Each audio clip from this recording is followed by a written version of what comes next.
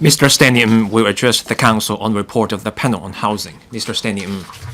President, as the chairman of the panel on housing, I now submit the report on the panel's work in the 2024 legislative session and give a few highlights of our work.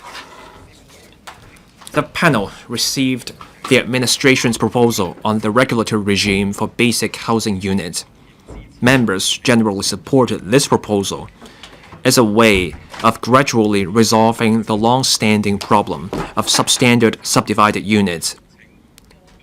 On implementing the final plan, members urge the authorities to adjust the details as appropriate, stay flexible in light of the circumstances.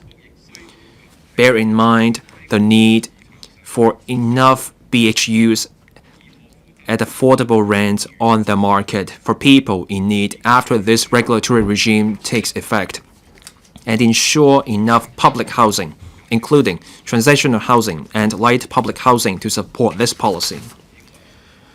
Members also argued for better promotion of the current statutory protection for SDU tenants and tougher law enforcement to prevent eviction based on excuses. On boosting the quality of public housing, the administration briefed the panel on the Well-being Design Guide. Members reminded the government of the need to put in place an effective mechanism for implementation and monitoring so that the guide, with regular resources, could be implemented in housing estates with lasting results in the long run.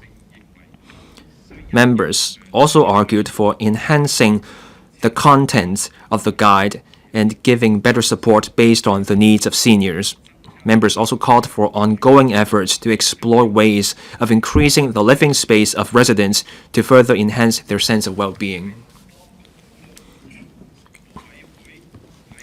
When discussing the latest position of the Housing Authority's lift modernization program, members urged the administration to speed up the work and enhance dialogue with the lift industry to improve manpower planning and training for technical staff.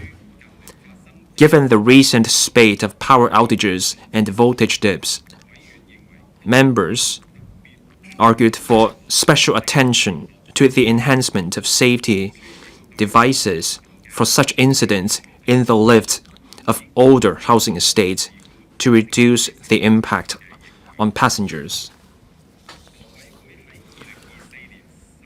The HA raised the rent of public rental housing estates by 10% in October 2024 and waived the extra rent for the first 3 months after the increase.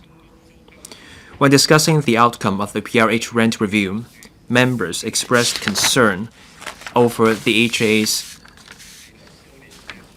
financial position in the coming years, since the rent adjustment mechanism had been in place for more than 16 years. Members called on the HA to review and optimize this mechanism. President, I want to take this opportunity to thank members for actively sharing valuable views and pushing for the improvement of the government's housing policies over the past year. I also thank the Housing Bureau for actively responding to members' concerns and adopting many of their constructive ideas. Mr. Martin Liao will